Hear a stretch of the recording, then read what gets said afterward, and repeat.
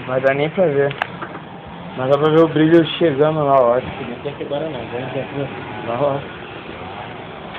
Não é não, o 438? Faz camando aí. É mole, cara. Tá filmando? A cara do cavalo. Está aqui escamando, base aérea entre Galeão, Pérgola, frente pra pista. Onde vai ser a nossa formatura. Só na escamação. Estamos fingindo que estamos fazendo faxina. É. Nós não somos bobos. Então vai ser daqui que as autoridades vão ver. Tudo. Daqui Onde vocês vão ficar fritando no sol, olhando a gente. E nós. Aí se a formatura tiver esse sol vai ser gostoso. É de manhã. E a gente vai fritar mais ainda. Sem dúvida. Daqui temos essa vista. De cara pro aeroporto. Ali o pequeno... Avião pousa. Pousa não, pousa.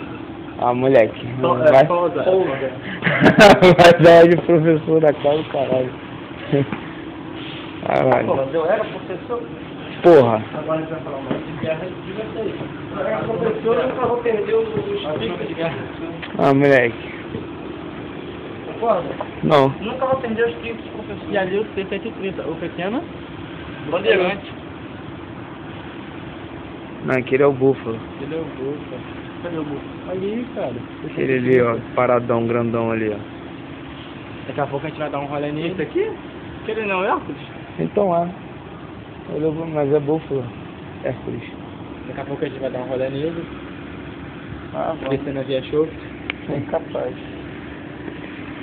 Vou fazer o limpo, descer no limpo lá, tirar a onda, abrir a mala, botar um som pra tocar. Bem capaz. Porra mesmo. O cara tá mostrando a cara, velho, que tá igual o presidiário, senhor? Hã?